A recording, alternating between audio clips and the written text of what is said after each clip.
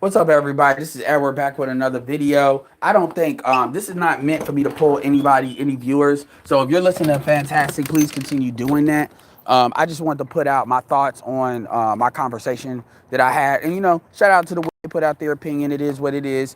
They answered the questions. They didn't dance around it. They answered how they thought. So this is like me really going to say what I think about some of those questions, including kind of the last interaction. I want to leave this for you all to kind of absorb it. Hopefully, we keep this pretty quick, 10 to 15 minutes. So, you got a YouTuber by the name of Miss Shirley. I guess she says he's conservative, which, I get it. Black first, I get it. Kind of like the conservative wing of B1, which I get it. I'm somebody that has, to understand Dr. Claude Anderson, to understand a lot of my ideology. So I understand the hiring things, but here's the thing, and I just want to give a response to that. Number one, the thing about the government disenchanting policies. Yes, they have done that, but the reality is they have exacerbated what was already there. You see, the problem is a lot of black people, whether that's black men and black women, because damn it, it is a lot of black men as well, that they want to blame other things. They don't want to look at something as it is at the core. They want to go a couple. It's like if you look at the planet Earth, they want to go to the mantle, but they really don't want to go to the crust. I mean, the core. They don't want to go to the core of actually what is going on because that's too painful. It's convenient. There is the truth, and then there's what's convenient that you can present as the truth. And if you don't dig deep enough, you really don't know. So one thing that gets on my nerves, because George Macon does this, a lot of pro-blacks do this, is they try to act like they're the most educated in the room. They try to act like they know the most history. They try to act, and they try to use that to say, okay, I know more, without even having a conversation. Because at least what BGS does, BGS will ask you questions, probe what you know, then start saying, okay, this dude, you don't know as much as you need to kind of facilitate the opinion you're having. And then he'll do that. What a lot of people will do, they'll just say you haven't read the literature, you haven't done this, you haven't done that, even though they've read books to facilitate their narrative. That's not what Shirley did in that way, but what she did was basically give me a history lesson because she doesn't know who I am. She said she didn't know I'm ADOS, but she wants to give a history lesson. So if I'm not ADOS, it wouldn't matter. It wouldn't matter. So let me answer the question directly. No, it's not the government. The reality of the situation is our issue is a cultural issue. Politics is an extension of the government. Politics and economics are an extension of the government when you come to the 5 floors and you come to areas of activity. But culture is the thing that is under all of that. Culture permeates every area of activity. Every area of activity, it affects it. It also affects the 5 floors. For those of you all don't know, the 5 floors is economics, politics, judiciary, media, and then education. And in the area of activity, I've already said what that is before. I think it's sex, war, labor, and religion. Those are the other 4 other than the 5 I just mentioned. Culture is under all of that and affects all of that. So if the culture is bad, it affects every area. The problem with Shirley's argument is what she wants to say is the only reason the culture is bad is because of what the government has done. So which is it? Because the black community was not always what the black community was today. I was born in 1986. I am a child of the crack era. The community that I know as a collective is not the same community that was pre-1980s or pre-1973 you didn't even have abortion. The era I know has 15 million abortions. Now you could say that those are policies, but nobody's asking black women get more abortions by count than any other race. That is a choice. You could say government policies, incentivize it. Sure. Yes, you can. It's still a choice. Just like how when other groups, whether they're black or not black, they don't kick their men out of the home, or they get welfare without kicking men out of the home, but magically it seems to be only African American women that the man is not in the home. There is something deeper than just the government telling somebody it's a choice. What they're doing is they use the government in order to leverage their own independence from their men. That was a choice. And I've heard in other pro-blacks, when they want to be honest, have said that. The problem is that's not convenient because BGS calls that shame, guilt, and the need to be right. So it's the shame for doing it, the guilt for doing it, and by the way, the black girl need to be right. So the reality of the situation is the culture was already broken. The black community has been a gynocracy since the beginning, because the only reason it hasn't been for a certain amount of time is because your survival was based on your cooperation. When civil rights happened, your survival was no longer based on your cooperation. Therefore, we economically integrated and you got what you got. The white ice being colder is not a government policy. That at the end of the day is a choice. It's a choice. Just like how black women do not allow black men to use the excuse that they were socially programmed to choose a non-black woman, they say they hold black men accountable to that more so than they hold the media, because at the end of the day, they are saying you make a choice. They're not allowing Kobe Bryant to, even though Kobe Bryant dealt with Brandy first, which nobody wants to talk about, they're saying you chose. He doesn't get to say the media. They're saying you chose that Mexican girl, and at the end of the day, you are responsible for the Mexican bitch you chose. When you listen to all those women on there, they still hold black men at the end of the day the most accountable for their actions and where they put their dick, because they also said, coming off of Shirley for a second, that who you fuck is the same as who you have children with. So they made it clear that's a distinction without a difference, which that is a female problem, not a male problem. Going back to Miss Shirley, the reality of the situation is we were not imported. We were imported here to a certain extent, but most black people were bred here. We were bred here. We were created. We are a literal created class. We are not black people that came over here and then we're the descendants of those people. We were bred here from those initial blacks that came over here. That's where the population exploded. And this is where we were actually a majority population in the South. And also another truth is black women came in the latter third of slavery. And they came in the latter third mainly because it was known that the Brits were going to cut off the transatlantic slave trade. So black women were given a bigger deal. With black women picking cotton, yes, but black women prime function was to birth as many children as possible. This is the birth of the gynocracy in America. Truth is, Daughters of a Trade shows that a lot of that psychopolitics before race was a social construct was still being done even in the beginnings of slavery, even on the African side, which doesn't get talked about, which even a lot of Africans, including Ghanaians, have buried. The point is, the government was not, you're talking about stuff that's happened in the last 40 years. This is why you're talking about the Lyndon B. Johnson Act and things in that time. You're not talking about before then. You're not talking about the matriarchal attributes of black women that diverge from every other race, including every other black diaspora group that is black, that are actually blacker than us. We are unique. ADOS has a unique culture problem. And it is the gynocracy, and black women they just dismiss that. They dismiss that when that is the problem. And this is why, as much as you all bitch, cry, holler, yell, scream, say it's everything else, but what it is with colorism, it does not work, because it is not fundamentally everything else. Everything that you all are trying to point to is fundamentally affected by that. This is why, when Rashida wanted to say it was equal, she's talking about her childhood. I don't give a damn about your childhood. I'm talking about colorism from a macro perspective, meaning how does it affect the law of averages of people, not how it affects you.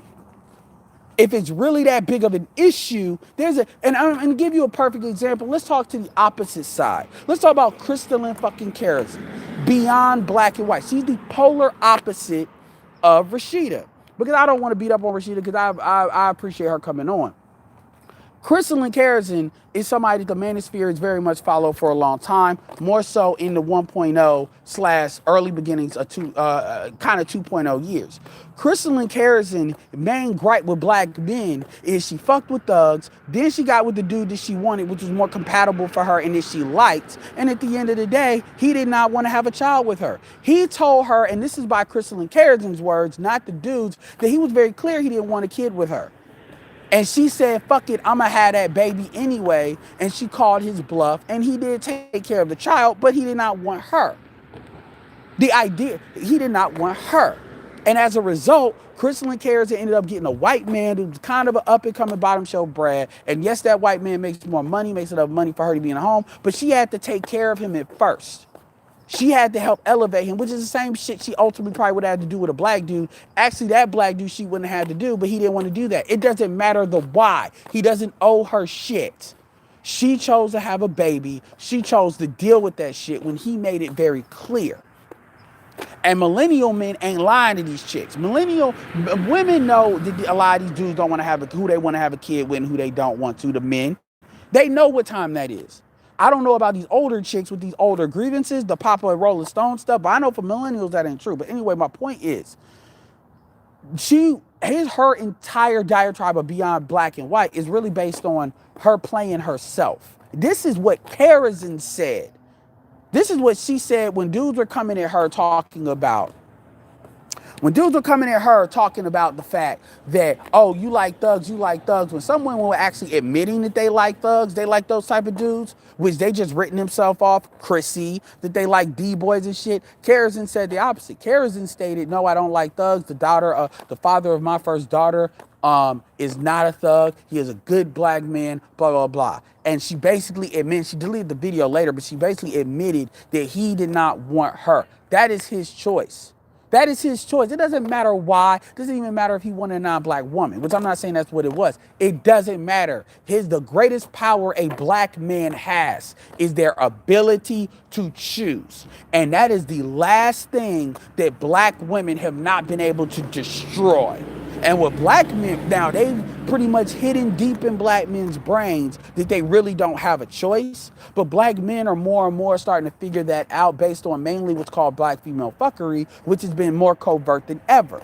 As a result, black men are going to another option because black women have become the hot stove that has actually had black men realize maybe I need to choose something different. It doesn't matter if black men troll. It doesn't matter if black men are silent about it. It's still the same result that a lot of black women have a problem about. The problem that black women have with black men has nothing to do with colorism. It has everything to do with, wait for it, choice. The problem is choice. Black women want to unilaterally eliminate the ability that black men have to choose. And black women have simultaneously used the government as a mechanism to actually get their independence. The problem is, the flip side of that they didn't anticipate is they would actually create the very situation, the government would actually leverage the very situation later on in order to do a much older policy of assimilation. So the truth is, black women were the ones that, you want to talk about a black man being responsible. A black man is responsible for his children. But let's be absolutely clear here. If a black man did not make a commitment to you by marriage, which most black men are not doing, so this idea, and by this idea that all these niggas are cheating, most of these niggas are not even marrying like that anyway. The fact that he would do, and see, black women always talk about cheating and abuse. Like these niggas, you don't get to tell. I'm going to say this, and I told Rashida straight up, I have a lot more rope when it comes to women that are married. But within that confines, this idea that these niggas were perfectly good men until they got with y'all, and then all of a sudden they just decided to cheat. For most women, that's a lie. These women want to know a nigga's dick work, and usually pre-qualification dictates that women don't tend to gravitate to men that other women don't tend to gravitate towards. So you already know that it's going to be competition. Again, the problem is choice. The problem is choice. She talks about abuse. She talks about all these things, making it seem like it is air apparent that black men are just abusers. Maybe it's the niggas you're attracted to that likes to abuse. And when you really start to dig into these stories of what these women are talking about, you find that they're attracted to the very thing that they complain about. They really are. Now, that may not be Rashida's case, but that damn sure is a lot of these women's cases. And so what happens is black women become involved with promoting narratives about black men, which basically doing the work of white supremacy for them. Gail. This is why they sounded like they were on the Oprah network. But going back to Shirley, the reality is blaming the government is not going to solve your problem. The Z's don't give a shit about politics, let alone giving a shit about you wanting to say the government is the issue. It doesn't matter. You're not going to say, well, you need to be with a black woman because that's a revolutionary act, because I say so, because the government is your enemy. These dudes don't register that. Now, I know you don't want to hear that, but that's the truth. The truth is, black men have made it very clear for goddamn near a decade now, at least in the manosphere, what the issue really is. The issue is you all have matriarchal software. Black men are fucking tired of that. And if the price of eliminating that is to eliminate the race, there's an increasing number of black men that are like, you know what, fuck that shit. And there's a lot of black men that are willing to say the problem is just not the hardware, it's just the software. So you just need to get non-American black women. But dudes are using choice. And that is the one thing that black women have never been able to anticipate. This is why the issue with Kobe. Surely, I'm going to keep this all the way real. I was very cordial. But the shit that you said about Kobe Bryant is some shit that I'm not going to lie, that put me in a micro rage. And if it wasn't for Fantastic Stream and the fact that you have a choice to not be on the stream, if I was going to do a flamethrower, and plus I want to get my questions answered as well. The shit that you were saying about Kobe, let me keep this all the way 100. What you said was you sound just like Kobe Bryant's mother. You sound like the same person that would probably sell Kobe shit because he did something you didn't want to do. Now, the smart woman, the wise woman would say, okay, if you really think that way, maybe you have your tantrum. But at the end of the day, it's better to keep Kobe close, have a strong family, and then he's got all girls. See if you can get them girls with other black men. That would have been, or at least get some of them. That would have been the smart move. But black women don't think like that because they're really more up in arms about a black man exercising his right to choose. You actually stated that Kobe should give his money to his parents. Now, Asians have a policy of taking care of their parents when they get old. But their parents understand that they go from a dictator role to which they're dictatorial than anybody in a lot of other groups, to a elder role, meaning at some point they gotta fall the fuck back. Kobe's mother never got that fucking memo.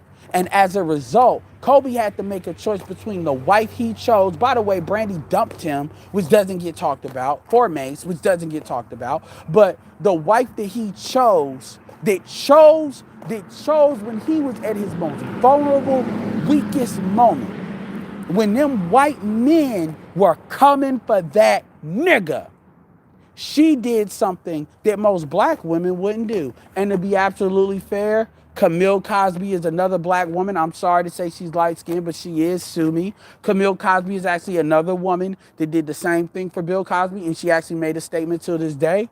She stuck by her man. And in that moment, she secured absolute loyalty from Kobe Bryant. That is probably something his mother didn't do. Let me keep it real with you. I love my mom. As the oldest in my family, my mom does not run me.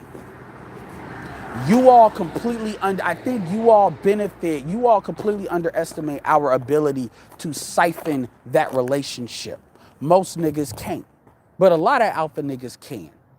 And the reality of the situation is you all believe that you run us. And it is that mindset is the very mindset that has black women abandoning the community. They leave the community because they understand that black women are the community. So by definition, you come to an inconceivable truth. Black women are the problem. And in order to get away from the problem, you have to get away from the community. Because the tools that black men have, that men generally have to deal with this situation, we don't have available to us because you all will leverage the government and the white man against us. Tools like if you were in Jamaica, Jamaicans don't build jack shit for their women. Yet you don't see this type of mindset. Haitians don't build jack shit for their women. I mean, can we honestly say Africans build shit for their women? Let's keep it all the way real. Most of the infrastructure they have has been built by Chinese or built by white men. Yet you don't see this shit. You know why they still are compliant? Because the other side of it is that black men can do what men do, which is pack up and basically enforce by force what we want. Fuck what you think, fuck what it is. I'm a man, I say so, period. That is the one thing that black women, amongst other women, do not have to deal with. Even white women at the top of the pecking order they have to contend with the fact that white men are white men. So they can navigate the law. They can't use the same tools against them in the same effective way as a group. Now, the feminism you see amongst white women is about them really duplicating what they did in the black community by making women a buffer class between lower class white males and the plutocracy and the managerial class. But it still is not as effective as with black people because they're not black, they're white. So they still have certain privileges. So it's not as effective. So white women cannot use the same tools against white men that black women have been allowed to use against black men. The problem is when you blame the government, you're deflecting. The house is burning. And rather than getting water to put it out, you're really saying, I'm gonna go get some fucking mud and throw it at it and hope it puts the fire down. You're really deflecting because it's easier to deflect than it is to actually address the real problem. R. Kelly was not able to do what he was able to do because of government policies. I can give many examples. The government policies are designed to take advantage of what was already there. I will end this video with this. The most effective weapon that has ever been used against the black men that the government has ever used has been black women. If black women want to be in a thing where they say, I don't believe that to be true, well, the greatest lie the devil ever told is that he doesn't exist. The brain does not have an ability to actually counter something that it fundamentally can never accept. Black women believe that they're the biggest victims in the United States of America, that what they're paying is far more stronger than what black men had to go through. This is actually a fundamental lie, and this is why statistics never compare black women to black men, because the statistics will blindly show this to be true. This is why you got niggas that are coming up that are Z's that can't fucking read. This is why black women are educated, so much more educated, which, by the way, that's been the truth with black men for more than like 4, 5, 6 decades, because black men were never wanting to learn. And yeah, you could say that's a government policy, but at the end of the day, that's also a choice for mothers to perpetuate that. Do not blame fucking the government for things you all choose to do every day. Black men can't blame the government for smacking a bitch. So don't blame the government for you choosing to abort or choosing to do what you do. I don't say this to beat you up. I say this in order to really realign you as to what it is. Now, I doubt you'll listen to this. And if you listen to this, you'll probably write it off as I'm just some light-skinned nigga. I'm just some nigga that I don't know what the fuck I'm talking about. I'm not educated. I haven't read the literature. I don't know the history. I don't know blah, blah, whatever you're going to tell yourself so your brain can write off what the fuck I'm saying. I really don't care because gravity is gravity. All you got to do is throw a rock up and watch it fall to understand what that is. With that being said, I'm out. Oh, I may hop on Concrete Roads and shit. Yeah, what's up, Magnum Logic?